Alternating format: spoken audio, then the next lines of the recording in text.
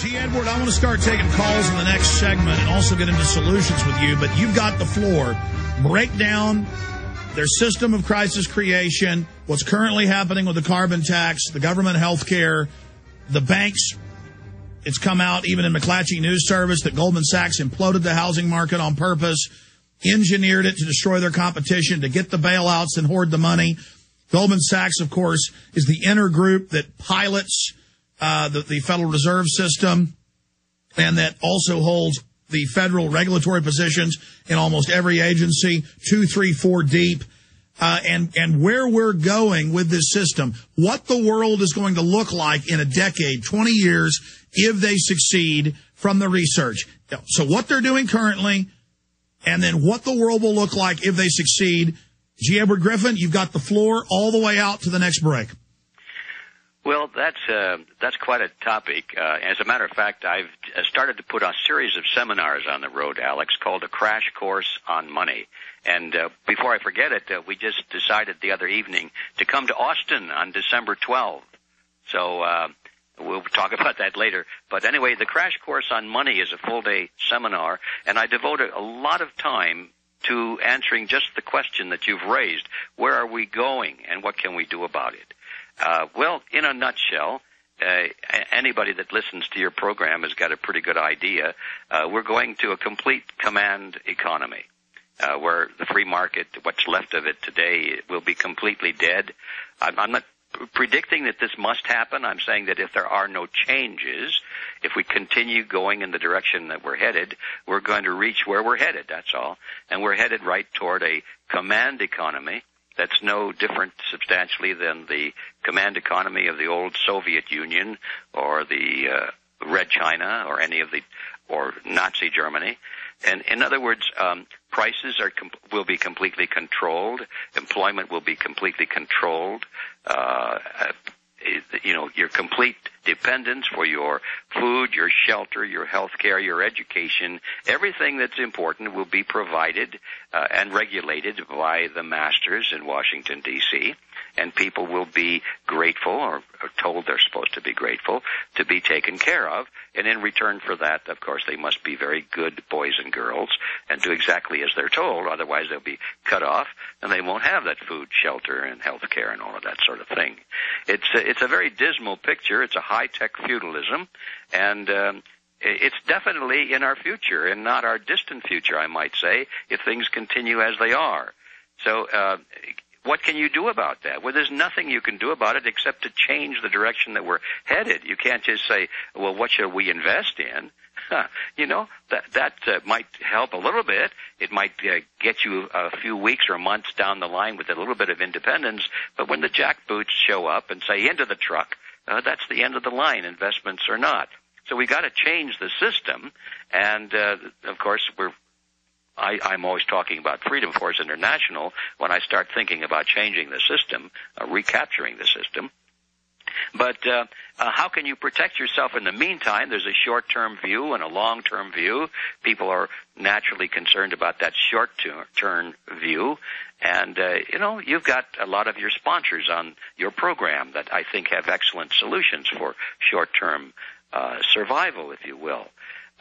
Sure, we ought to have food. We ought to have good drinking water. Ought to have power, electrical power at our disposal. We ought to have gold and silver, something that will be readily accepted by almost everybody when it comes time to replace the electronic money system that probably will be completely collapsed at one point.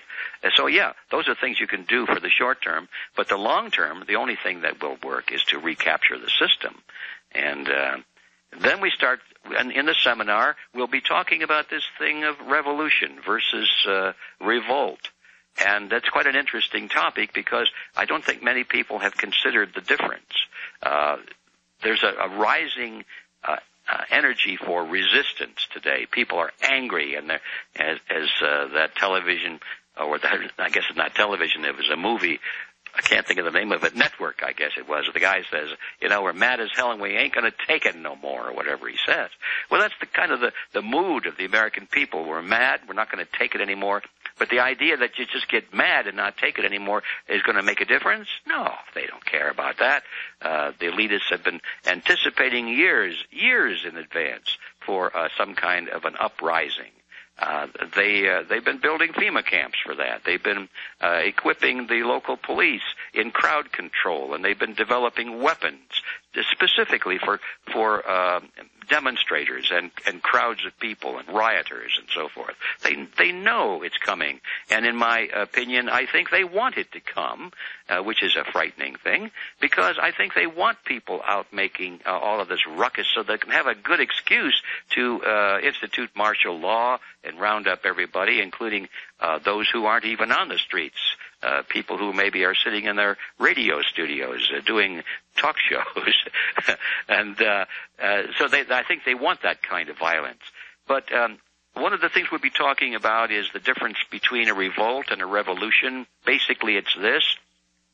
Revolts are just a uprising of people with no leadership, no strategy, no goal, no organization, no funding, no communications, just a bunch of people that say, I've had it, and I'm not going to take it anymore. And they wind up in the streets with rocks and stones and sticks or whatever they've got.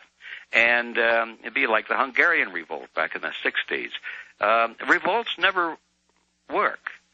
They may be successful for a day or two, create a lot of euphoria on the part of the participants because they're able to face down established military control merely with their sheer numbers. But after a little while, it dissipates. It goes away. They don't have resources. They don't have food. They don't have water. They don't have leadership, communications, and all those things. And the revolt gradually just dissipates. And no revolt of history has ever been successful in the long run. Revolutions, on the other hand, often are successful, but that's because they're quite different from revolts. They have all of the things that revolts don't have. They do have leadership and strategy and financing and communications, and especially they have military training and military units already in place. It's quite different. And all you need to do is take a look at the American Revolution, and you can see immediately that that was not a revolt. That was a revolution. We had 13 governments that came together. They were complete governments. They had their leadership, they had taxes, they had courts, they had representation, they had military units, they had armories with ammunition, they had training, military training and discipline, and 13 governments came together and unified and stood up against the government of the Crown of England. Had they just been farmers with pitchforks or muskets, there's no way in the world they could have successfully stood up against King George. But they were organized, and so they really created a revolution. So now we look at today, and all these people running around say, well, it's about time to have a revolution. They have no idea what they're talking about. And if you listen to those people, I think it's going to be a great tragedy for the Americans who fall for it. Be one of the greatest bloodbaths of all history, I'm afraid. Well, G. Edward, we see the provocateurs online with websites and commenting. We can track who they are. In many cases, it comes out later they were FBI informants. They're always calling for shooting and killing and war, and they always go around saying, Alex Jones is a coward. He's not calling for killing cops and military. And I say, that person's got to be a Fed or they'd be arrested. And then years later it comes out, they're all Feds on record in court. It's just unbelievable. That's why the federal government stages terror attacks like Oklahoma City and 9/11. They need to make themselves the victims. They need to have offensive attacks against themselves to have the illusion that they're not the aggressor, because in common sense humanity, people know that an aggressor is the person that is in the wrong. And so as we expand down this road, it's obvious. Anybody saying, you're a coward, you're not calling for violence, you notice they're not marching out and carrying out the violence. Now, that doesn't mean that we don't defensively protect ourselves, and the Second Amendment is something that's been holding back the tyranny because they know it would go badly for them if they go on the offensive against us. So the question for the controllers is, how do they go on the offensive against the people of the world without looking like the aggressors. And so that's why they use terrorism and the environment and all these systems that make the individual bad and that colors everyone as a potential bad guy. And the airports, TSA admits, that's training for nationwide on the streets and schools and at the colleges and at the hospitals and the shopping malls where we're all searched and randomly lined up on the side of the street and put through body scanners. England's about 5 years ahead of us, as you know, and they're doing the exact same thing. They are bringing in tyranny. They're saying parents have to have a license to have kids and be with them in public to prove they're not pedophiles. 20,000 homes with newborn babies have cameras in the homes watching them to make sure they're good parents, guilty until proven innocent. And when I ask you about their future operation, I've read their documents. I know what their future operation is if they win.